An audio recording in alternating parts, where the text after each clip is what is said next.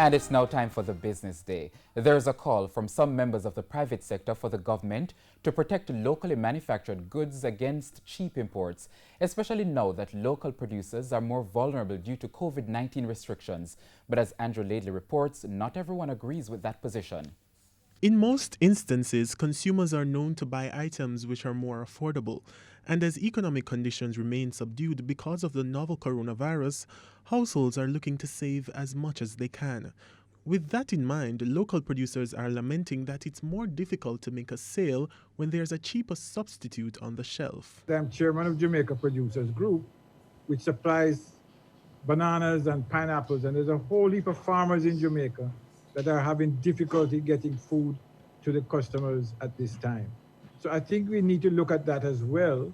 Jamaicans need to look at that as well, rather than bringing in stuff from overseas. We need to be looking at our farmers right now. How can they supply the local community?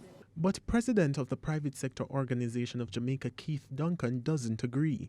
He argues instead that producers should improve their business model.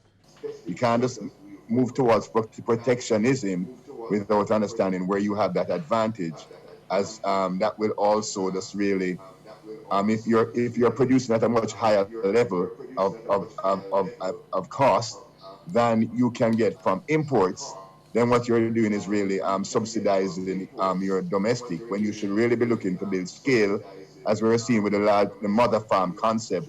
Just last week, Director General at the World Trade Organization discouraged protectionism. The Director General said a turn to protectionism would create new shocks. Andrew Laidley, TVJ News. The IMF Executive Board approved immediate debt service relief to 25 member countries today. The debt relief was approved under the IMF's revamped Catastrophic Containment and Relief Trust as part of the fund's response to help address the impact of the COVID-19 pandemic. The IMF says the funds will provide grants to its poorest and most vulnerable members to cover their IMF debt obligations for an initial phase over the next 6 months. It will also help these countries to channel more of their scarce financial resources towards vital emergency medical and other relief efforts. And we'll have sports up next. Please stay with us.